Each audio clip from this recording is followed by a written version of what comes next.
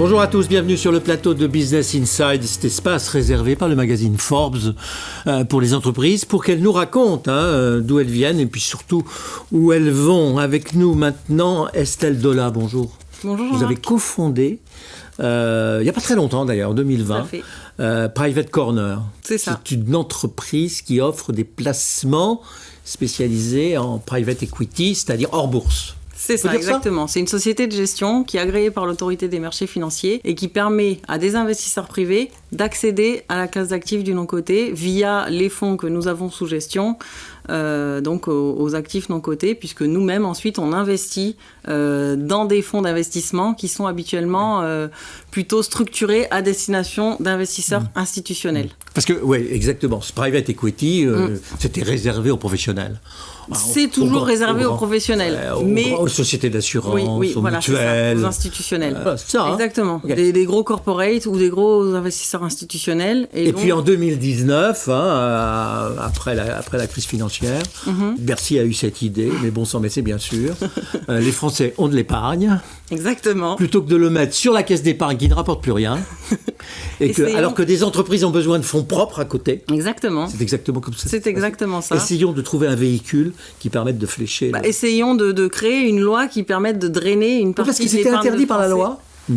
Non, mais disons, ça sécurise. Il faut une impulsion toujours de l'État pour inciter les Français à venir diversifier leur patrimoine. Donc on a vu apparaître des sociétés comme les vôtres qui se sont un peu spécialisées. Tout à fait. Nous, c'est vraiment notre business model, c'est de créer des fonds qui viennent agréger la demande de plusieurs investisseurs privés, justement, pour ensuite, grâce à cette agrégation, pouvoir se positionner vis-à-vis des fonds dans lesquels nous investissons, qui sont donc des fonds historiquement structurés à destination d'investisseurs institutionnels, de par la taille des tickets requises dans ces fonds qui est trop importante pour un investisseur privé tout seul.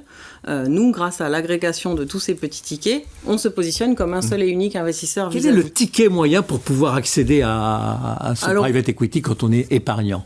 Le ticket minimum requis pour investir dans nos fonds, c'est 100 000 euros. 100 000 euros, oui. Puisque justement, on s'adresse à une population d'investisseurs professionnels ou assimilés professionnels. Donc, ça nécessite de pouvoir mobiliser 100 000 euros. Ça peut être un particulier qui est en fin de carrière et qui a mis un peu d'argent pour... c'est souvent une population d'entrepreneurs, effectivement, ou de gens qui sont conseillers. Ont vendu leur magasin, leur entreprise. Ou de gens qui sont fortunés pour une raison ou une autre, puisque ça nécessite effectivement d'avoir déjà un certain niveau de patrimoine, qui sont conseillés par des conseillers en investissement financier pour gérer l'intégralité de leur patrimoine et justement qui leur proposent d'investir dans le non-coté en diversification, en complément des investissements qu'ils peuvent déjà avoir réalisés par ailleurs sur des actifs immobiliers ou des actifs cotés.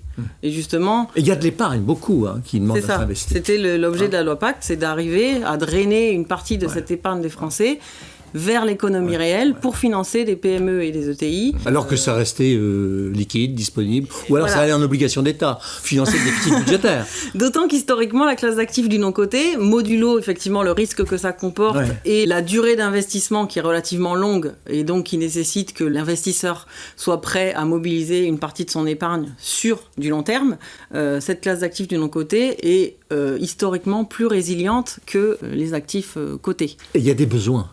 Il y a des besoins. Il y a des centaines, pour dire presque des milliers d'entreprises qui ont besoin de fonds propres. C'est ça.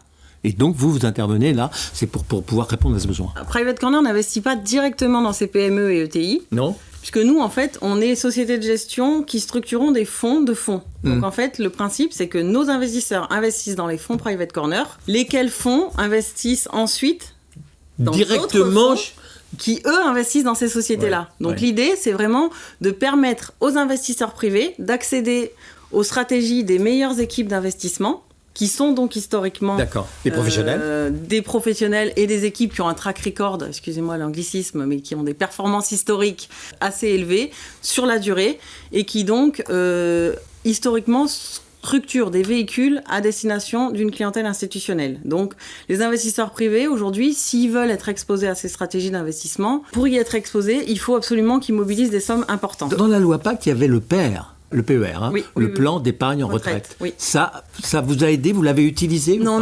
Nous, Parce que dans l'avenir, le type qui a 100 000 euros à investir, ça peut être aussi sa petite réserve pour la retraite. Ça peut être sa réserve sur la retraite. On peut faire ce genre d'investissement via des contrats d'assurance vie également, des contrats d'assurance vie français ou des contrats d'assurance vie luxembourgeois. La particularité, comme je le disais, c'est premièrement le risque inhérent à la classe d'actifs, puisque on investit sur des actifs non cotés, donc il y a un risque de perte en capital. La deuxième limite, on va dire, c'est la durée au cours de laquelle il faut qu'on soit prêt à bloquer son épargne.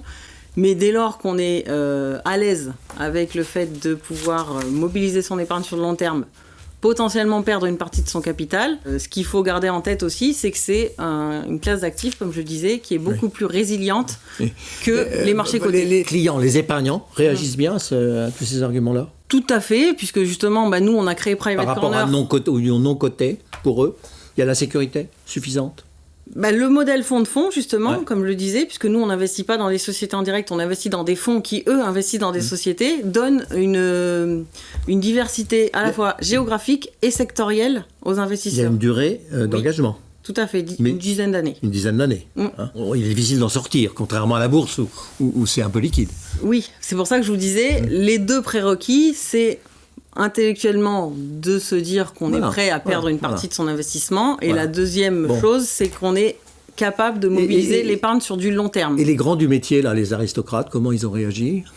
Plutôt bien, comme je disais, puisque d'un côté, on avait des investisseurs privés qui souhaitaient investir en diversification dans cette classe d'actifs, sur des sous-jacents de qualité, au même titre que pouvaient le faire des investisseurs institutionnels, mais sans pouvoir accéder aux mêmes performances que les investisseurs institutionnels, puisque ces équipes de gestion ne prennent que des tickets, souvent à partir de 1, 2, 5, 10 millions d'euros. Les équipes d'investissement souhaitaient diversifier leur base investisseurs auprès des investisseurs privés sans changer leur modèle opérationnel, c'est-à-dire sans gérer une multitude d'investisseurs. Et donc, le but de Private Corner, c'est de faire se rencontrer finalement ces deux mondes. Puisque nous, on est là au milieu, on agrège et on est un seul et unique investisseur. Et vous dites, quand on regarde les compteurs, sur le long terme, ça surperforme. Alors, c'est pas moi, c'est une étude qui sort chaque année, qui est faite par notre association professionnelle qui est France Invest et Ernst & Young, qui est un cabinet d'audit, exactement, EY, et qui donc chaque année fait une étude des performances du capital investissement versus les marchés cotés. Donc comme je le disais, historiquement, c'est une classe d'actifs qui la situation actuelle, avec l'afflux quand même de liquidités monétaires,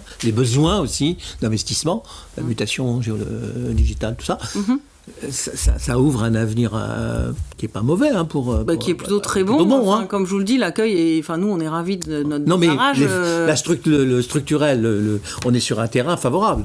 Tout à fait. Il y a beaucoup d'entreprises qui ont besoin d'être financées. Il y a également énormément de fonds qui sont en attente d'être investis. Donc la concurrence est assez...